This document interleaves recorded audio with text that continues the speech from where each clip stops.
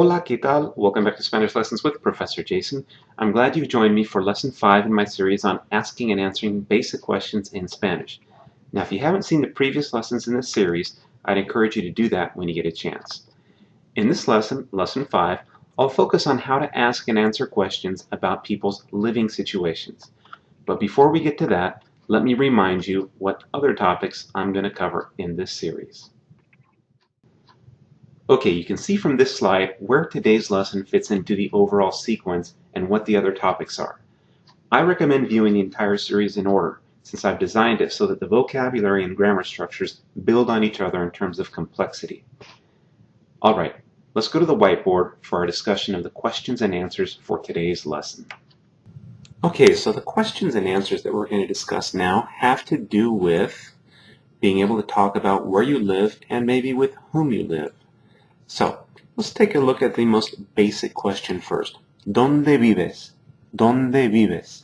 Now, the answer to this is going to, where do you live, right? The answer to this is going to vary somewhat depending on context. So, the person might be referring to, if they're meeting you for the first time, perhaps what state or even what country you live in.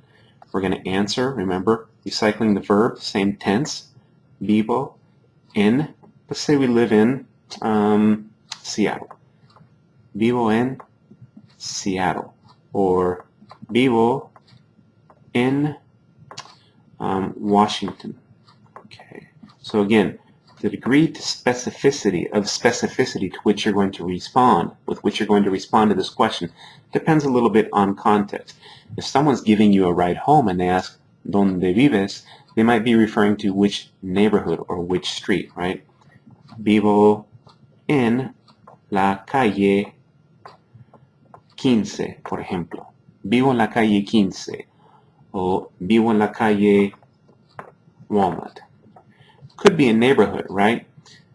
Vivo en Santa Clara. Let's say that's a neighborhood. Vivo en Santa Clara. So again, the degree of specificity is going to vary on the circumstances or the context, right? Vivo en Seattle. Vivo en Los Angeles. Vivo en Washington. Vivo en Chile, vivo en Argentina, right? Or the street, vivo en la calle Walnut, por ejemplo. ¿Dónde vives? Where do you live? Okay. Let's move on to the next question. Someone might ask sort of more specifically about your living conditions, whether you live. Do you live in a house, in a home, or in an apartment? Right? ¿Vives en una casa o en un apartamento? ¿Vives en una casa o en un apartamento? Again, we're going to start by recycling that verb, vivo, conjugating in the yo form. Vivo, recycle even the preposition, right? Vivo en una casa. Naturally, here they're going to ask you more about the home, which is our next flashcard. Vivo en una casa. So we're really just, if we get a question like this, we can pick it apart, recycle all the elements, right? Vivo en un apartamento. And we can add extra information, right? Vivo en una casa en la calle 15, to follow up on our example from the previous card. O vivo en un apartamento in a certain neighborhood, right? Making that up. Vivo en un apartamento en Bellaflores, right? Or a certain district in Madrid, in Lima, Miraflores, I believe. Vivo en una casa en Miraflores. Of course, we could add modifiers, right? Vivo en una casa grande. Vivo en un apartamento de 3 cuartos. We'll get into describing the homes on the next card, okay? So, ¿vives en una casa o en un apartamento? Vivo en un apartamento con mi mujer, with my wife, okay? So, different ways of responding to that question. Let's take a look at the next one. ¿Con quién vives? ¿Con quién vives? Sort of just gave you the formula for that one, right? With whom do you live? ¿Con quién vives? Again, vivo con, so again, we're just recycling, borrowing that preposition from the question. You got to get into that habit of using the same verb, same tense, vivo con, recycling prepositions in particular. Vivo con, right? And then you just add with whom you live. Vivo con mi novia, right? Or say you live alone. Vivo, if you're a man, solo. If you're a woman, vivo sola. Vivo solo, vivo sola, right? Vivo con mi novia o novio, it's a male, right? Vivo con mi mujer or esposa, right? Or with my husband, esposo. Vivo con 5 amigos, which is often the case when you're a university student. Maybe you have roommates, right? Vivo con 5 amigos o con mis compañeros. This is one way to say roommates. Compañeros de cuarto. Vivo con mis compañeros. Let me see. Compañeros, proper spelling. Compañeros de cuarto. Okay? But typically, a generic answer, short answer, vivo con mi novia, vivo con mi esposo, vivo con mi familia. Vivo con mi familia. Okay? Those are different ways that you might answer con quién vives. Vivo con, then whomever it is you live with. Vivo con. All right, what else might we ask or be asked concerning our living conditions? Aha. ¿Cómo es? Remember, questions that begin with ¿cómo es? Are asking us for either a physical or some other kind of description of what comes next, right? ¿Cómo es? So, what might someone ask us about? Well, of course, they want to know, ¿cómo es tu casa? ¿Cómo es tu casa? What's your house like? ¿Cómo es tu casa? I'm going to start again by recycling these elements. The possessive adjective, mi casa es, borrowing again the verb ser.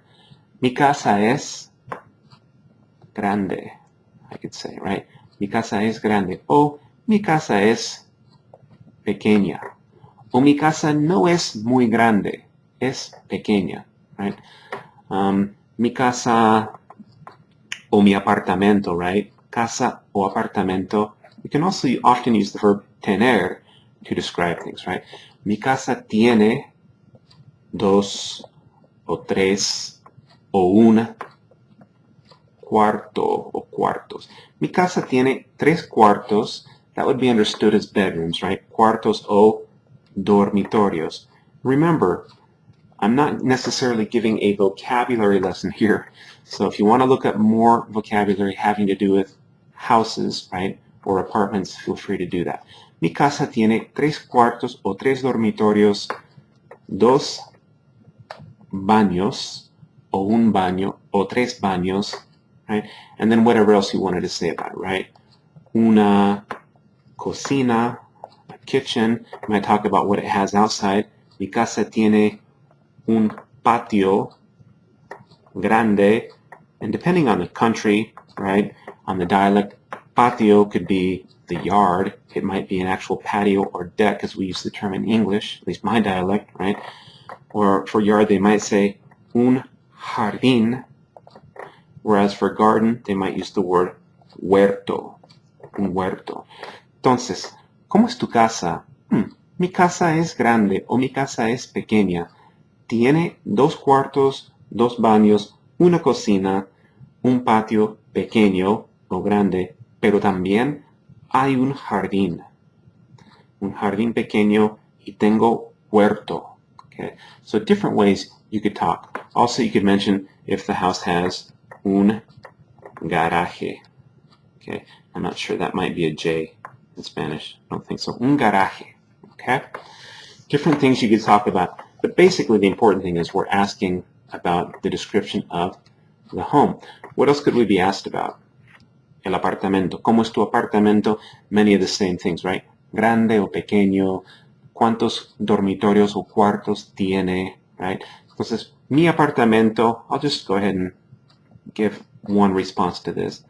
Mi apartamento es pequeño. Solo tiene un cuarto y un baño, right?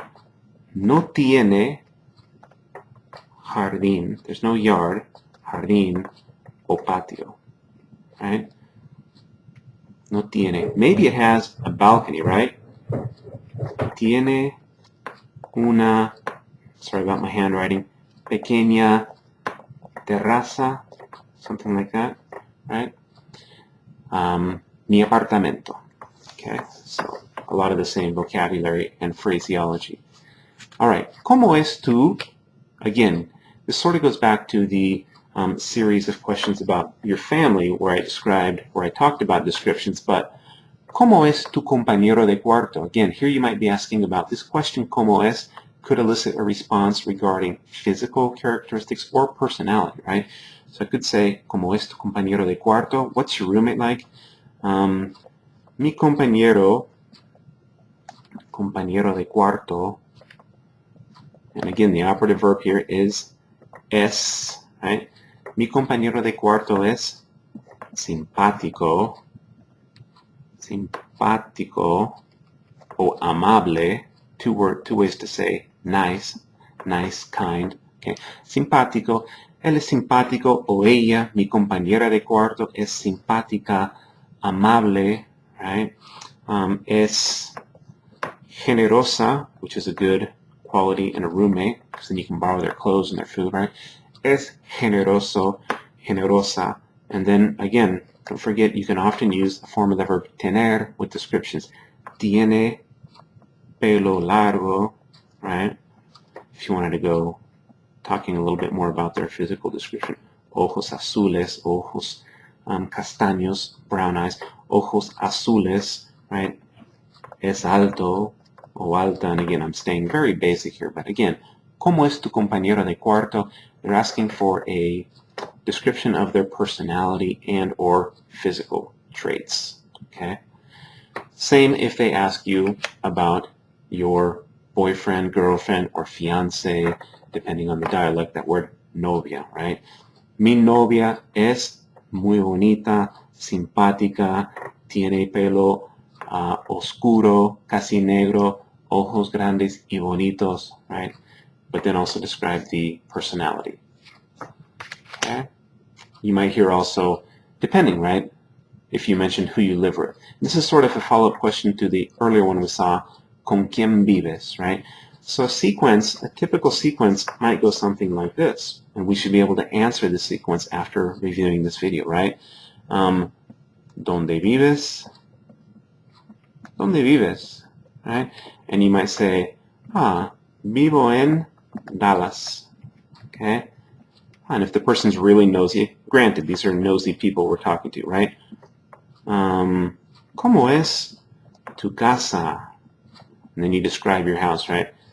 Mi casa es grande, tiene un jardín bonito, right? Etc. Person's very nosy again. ¿Con quién vives? Right? Vivo con mi esposa. And then again, what's she like?